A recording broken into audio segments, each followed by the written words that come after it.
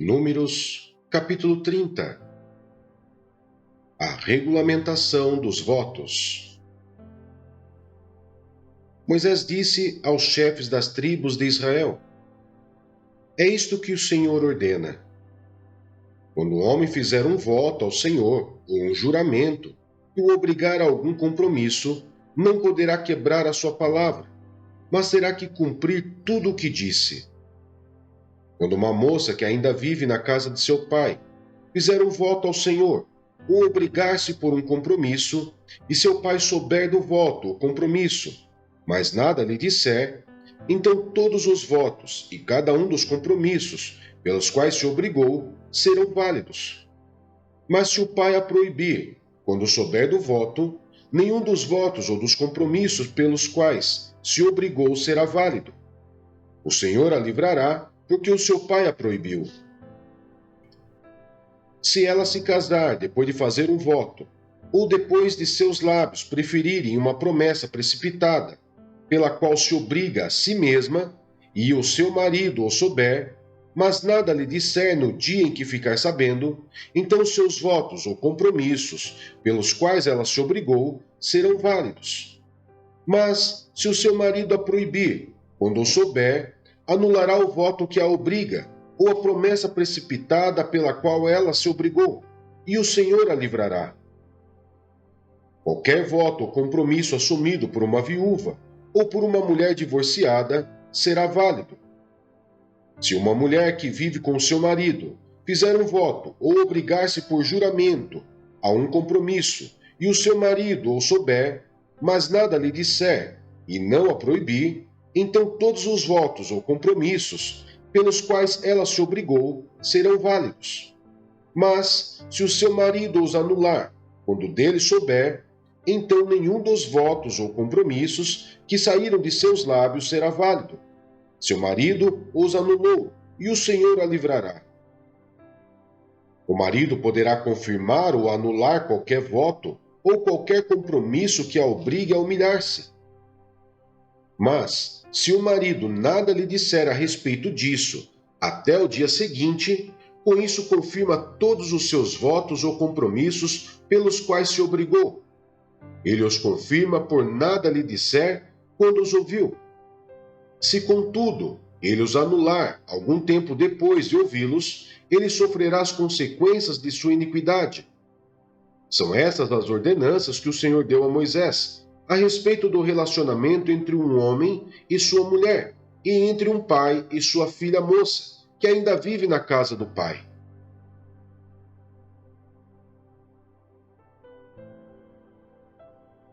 Números, capítulo 31. A vingança contra os medianitas. O Senhor disse a Moisés: Vingue-se dos medianitas pelo que fizeram aos israelitas. Depois disso, você será reunido a seus antepassados. Então Moisés disse ao povo: Arme alguns dos homens para irem à guerra contra os medianitas e executarem a vingança do Senhor contra eles. Enviem à batalha 1000 homens de cada tribo de Israel. 12.000 homens armados para a guerra, 1000 de cada tribo foram mandados pelos clãs de Israel. Moisés os enviou à guerra, 1000 de cada tribo, juntamente com Finéias, filho do sacerdote Eleazar, que levou consigo objetos do santuário e as cornetas para o toque de guerra. Lutaram então contra Midian, conforme o Senhor tinha ordenado a Moisés, e mataram todos os homens. Entre os mortos estavam os 5 reis de Midian: Evi, Requém, Zur, Ur e Reba. Também mataram a espada Balaão, filho de Beor. Os israelitas capturaram as mulheres e as crianças medianitas e tomaram como despojo todos os rebanhos e bens dos medianitas. Queimaram todas as cidades em que os medianitas haviam se estabelecido, bem como todos os seus acampamentos. Tomaram todos os despojos, incluindo pessoas e animais, e levaram os prisioneiros, homens e mulheres, e os despojos a Moisés, ao sacerdote Eleazar, e a comunidade de Israel em seu acampamento, nas campinas de Moabe, frente a Jericó.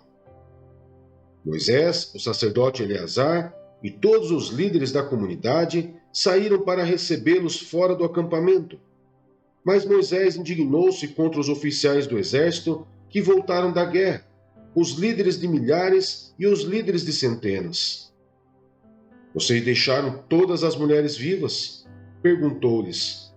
Foram elas que seguiram o conselho de Balaão e levaram Israel a ser infiel ao Senhor, no caso de Peor, de modo que uma praga feriu a comunidade do Senhor. Agora, matem todos os meninos e matem também todas as mulheres que se deitaram com o homem, mas poupem todas as meninas virgens. Todos vocês que mataram alguém ou que tocarem algum morto ficarão 7 dias fora do acampamento. No terceiro e no sétimo dia, vocês deverão purificar-se a si mesmos e aos seus prisioneiros. Purifiquem toda a roupa e também tudo que é feito de couro, de pelo de bode ou de madeira. Depois o sacerdote Eleazar disse aos soldados que tinham ido à guerra: Esta é a exigência da lei que o Senhor ordenou a Moisés: ouro, prata, bronze, ferro, estanho, chumbo e tudo que resista ao fogo, vocês terão que passar pelo fogo para purificá-los, mas também deverão purificá-los com a água da purificação. E tudo que não resistir ao fogo terá que passar pela água. No sétimo dia, lavem as suas roupas e vocês ficarão puros. Depois poderão entrar no acampamento. A divisão dos despojos. O Senhor disse a Moisés: Você, o sacerdote Eleazar e os chefes das famílias da comunidade deverão contar todo o povo e os animais capturados. Dividam os despojos entre os guerreiros que participaram da batalha e o restante da comunidade. Daquilo que os guerreiros trouxeram da guerra, separem como tributo ao Senhor, um de cada 500, sejam pessoas, bois, jumentos, ovelhas ou bodes. Tomem esse tributo da metade que foi dada como porção a eles e entreguem-no ao sacerdote Eleazar como a porção do Senhor. Da metade dada aos israelitas, escolham um de cada 50, sejam pessoas, bois, jumentos, ovelhas ou bodes. Entregue-nos aos levitas, encarregados de cuidar do tabernáculo do Senhor. Moisés e o sacerdote Eleazar fizeram como o Senhor tinha ordenado a Moisés. Os despojos que restaram da presa tomada pelos soldados foram 675.000 ovelhas, 72.000 cabeças de gado, 61.000 jumentos e 32.000 mulheres virgens. A metade dada aos que lutaram na guerra foi esta: 337.500 ovelhas, das quais o tributo para o Senhor foram 675, 36.000 cabeças de gado, das quais o tributo para o Senhor foram 72, 30.500 jumentos, dos quais o tributo para o Senhor foram 61, 16.000 pessoas, das quais o tributo para o Senhor foram 32. Moisés deu o tributo ao sacerdote Eleazar como contribuição ao Senhor, conforme o Senhor tinha ordenado a Moisés. A outra metade, pertencente aos israelitas, Moisés separou da dos combatentes. Essa era a metade pertencente à comunidade, com 337.500 ovelhas, 36.000 cabeças de gado, 30.500 jumentos e 16.000 pessoas. Da metade pertencente aos israelitas, Moisés escolheu um de cada 50, tanto de pessoas como de animais, conforme o Senhor lhe tinha ordenado, e os entregou aos levitas, encarregados de cuidar do tabernáculo do Senhor. Então os oficiais que estavam sobre a unidade do exército, os líderes de milhares e os líderes de centenas, foram a Moisés e lhe disseram: Seus servos contaram os soldados sob o nosso comando, e não está faltando ninguém.